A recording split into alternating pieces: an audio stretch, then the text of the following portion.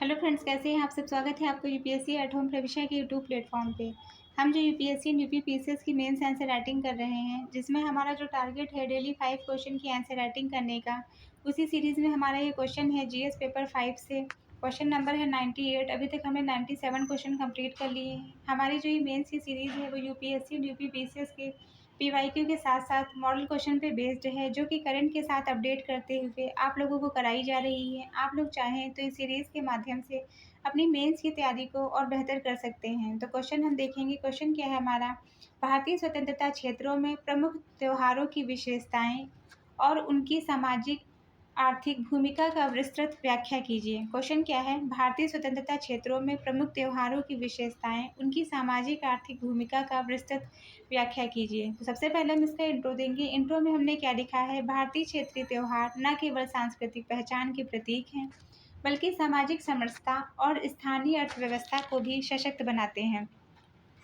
भारत विविधताओं का देश है, जहां हर क्षेत्र, समुदाय और धर्म के लोग विभिन्न त्योहारों को न केवल आध्यात्मिक भाव से मानते हैं, बल्कि ये सांस्कृतिक पहचान, सामाजिक एकता और स्थानीय अर्थव्यवस्था के सशक्त आधार होते हैं। स्वतंत्रता के बाद क्षेत्रीय त्योहार की भूमिका और महत्व में वृद्धि हुई है। इसके जो है प्रमुख त्योहार और हम इसकी विशेषताओं को देखेंगे।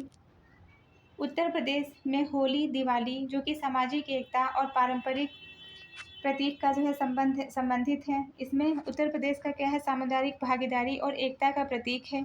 दूसरा क्या है, बंगाल का दुर्गा पूजा, पश्चिम बंगाल का दुर्गा पूजा महिला सशक्तिकरण, सांस्कृतिक समावेश का प्रतीक है, स्त्री शक्ति का प्रतीक है और सांस्कृतिक समावेशता, कला और सांस्कृतिक समावेशता से संबंधित है। दूसरा हम क्या देखेंगे, महाराष्ट्र, ये गणेश चतुर्थी से संबंधित है, जिसमें लोक भागीदारी, शहरी और जो है सांस्कृतिक उत्सव से संबंधित है। सामाजिक नवजागरण से ये जुड़ा हुआ है। फिर क्या है, पंजाब का बैसाखी और लोहड़ी, ये संबंधित है। कृषि पर्व का सामुदायिक सहयोग से संबंधित है। इसमें क्या है, कृषि चक्र से जुड़ा हुआ है और सामूहिक श्रम का उत्सव है ये। तमिलनाडु का पोंगल किससे संबंधित है, फसल पर्व, प्रकृति पूजन से संबंधित है। फसल कटाई के बाद प्रकृति के प्रति आभार व्यक्त किया जाता है इस त्यौहार के माध्यम से। नेक्स्ट हम देखेंगे इसकी सामाजिक जो है त्योहारों की सामाजिक भूमिका क्या है। पहला क्या है, सांप्रदायिक सौहार्द बढ़ाते हैं। ये क्या करते हैं, ये सांप्रदायिक सौहार्द बढ़ाते हैं। स्थानीय मेले, नाटकों, भजन मंडलियों और जुलूसों से सामाजिक बंधुत्व का विकास होता है। दूसरा क्या है, सामूहिक भागीदारी में सामाजिक समावेश होता है इसके माध्यम से।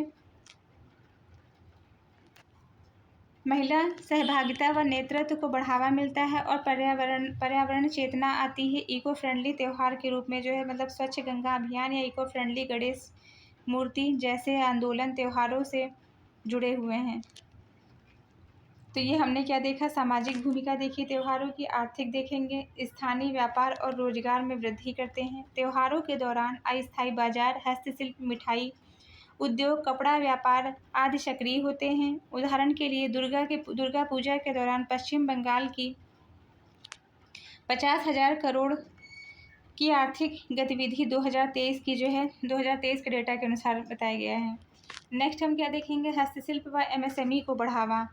इसके अंतर्गत त्योहारों के लिए सजावटी वस्तुएं, खिलौने, पारंपरिक कपड़े स्थानीय उद्योगों को जीवन देती है। नेक्स्ट क्या है, पर्यटन को प्रोत्साहन।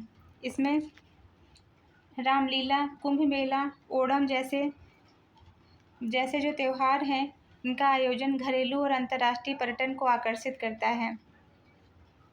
डिजिटल पेमेंट व ई कॉमर्स को उछाल। इसमें त्योहारों पर ऑनलाइन खरीदारी और डिजिटल भुगतान की संस्कृति एमएसएमई को नई पहुंच देती है। इसके समक्ष कौन सी चुनौतियां विद्यमान हैं, उनको हम देखेंगे। व्यवसायीकरण है, त्योहारों का व्यवसायीकरण होता है। प्रदूषण, पर्यावरण प्रदूषण जैसी समस्याएं देखने को मिलती हैं। सांप्रदायिक तनाव फैलता है।